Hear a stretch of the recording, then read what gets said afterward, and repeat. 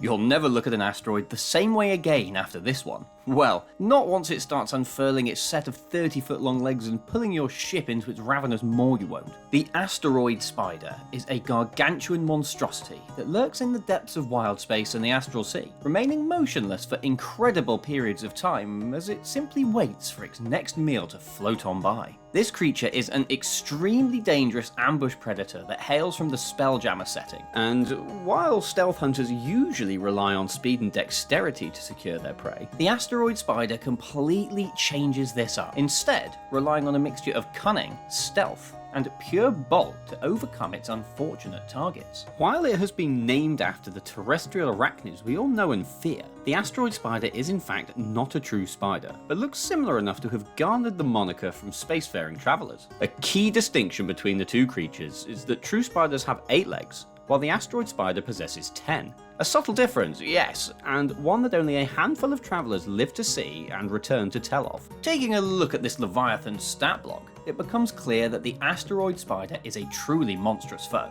With 26 strength, 10 dexterity, 18 constitution, 17 intelligence, 13 wisdom, and 12 charisma, this places them in a prime position to take on a large variety of opponents. These colossal critters also benefit from some saving throw proficiencies, with +9 to constitution, and +6 to their wisdom saves. Skills-wise, as you'd probably expect, they receive bonuses to perception and stealth. They also benefit from both dark vision and blind sight, up to 120 feet, have an average hit point pool of 348, and boast an AC of 17. Now, while floating around in the boundless depths of space, asteroid spiders can subsist for an extremely long time without food, but once a suitable target is detected, it will begin to silently hover towards its target, having evolved the ability to use its brain in the same way a spelljamming helm functions. This allows the spindly terror to traverse vast areas of space without the need for a ship or outside assistance. Asteroid spiders also innately create their own gravity plane and air envelope, meaning that they are self-sufficient in their otherwise airless environment.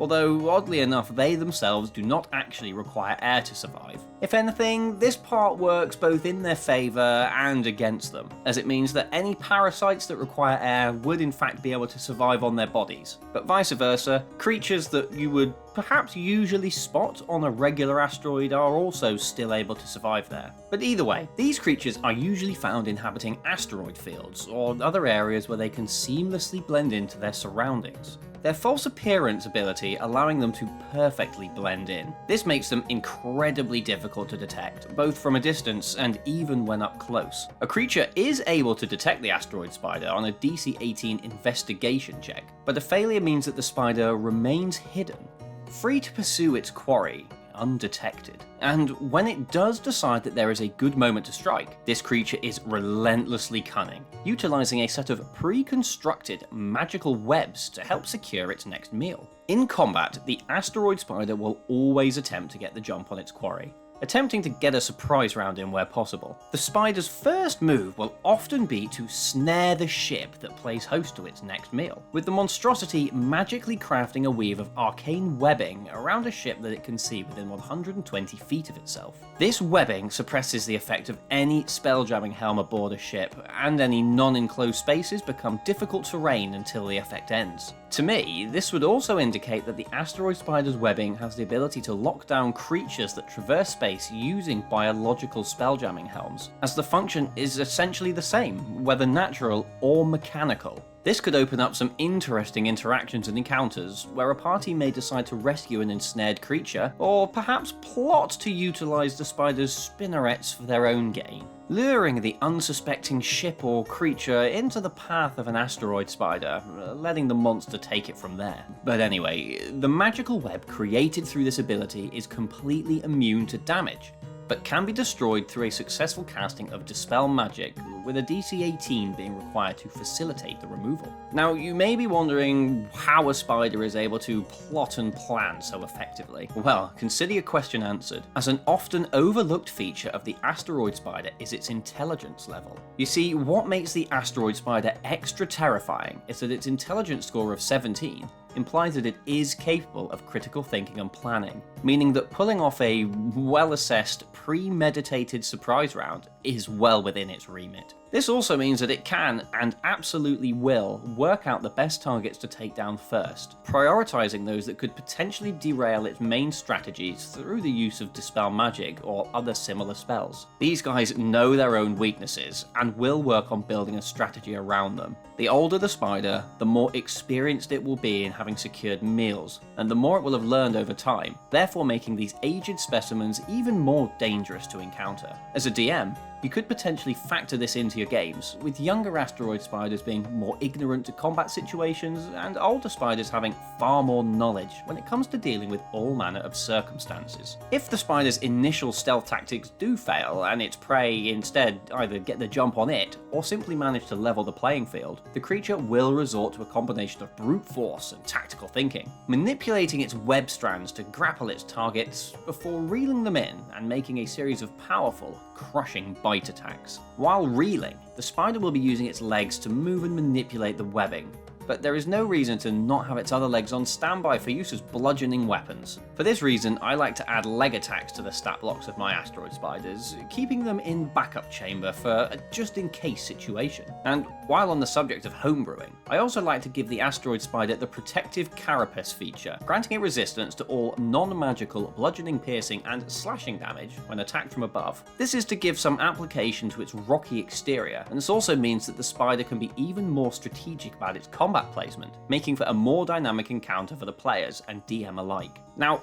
as we discussed before, the asteroid spider will prioritize attacking those it deems the biggest threat, with obvious spellcasters being at the very top of that list, only equaled by anyone who could be perceived or predicted to be making use of fire, to which damage type the asteroid spider's webbing is vulnerable. Now, it's worth noting that the asteroid spider does produce two different types of webbing, with the webbing created by the snare ship ability and the webbing created by the web strands ability being two different types. Any web created by the web strands ability is vulnerable to damage and can indeed be attacked, and as just mentioned, is in fact vulnerable to fire damage. The snare ship web is a little bit more difficult to deal with, and again, as previously mentioned, is only vulnerable to spells like Dispel Magic and is in fact entirely impervious to damage otherwise. So now we've cleared that up, if things really look like they're getting out of hand, or if the spider detects an incoming spell that it would rather just ignore, such as Dispel Magic for example, it does get the benefit of 3 uses of legendary resistance per day, which does of course mean that if it fails a saving throw, it can simply choose to succeed instead. All of this adds up to make the spider a voracious, cunning foe.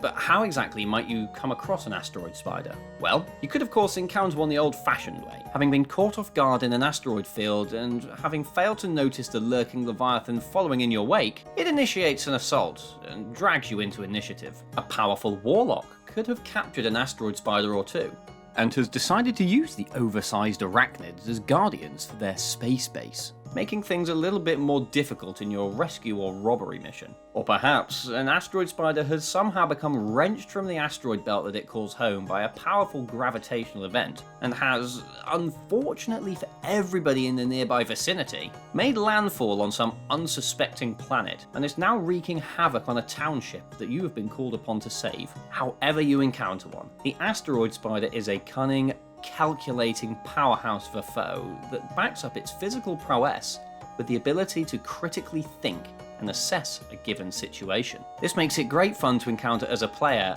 or to run as a DM, with there being countless ways to run, play, and slay this otherworldly arthropod.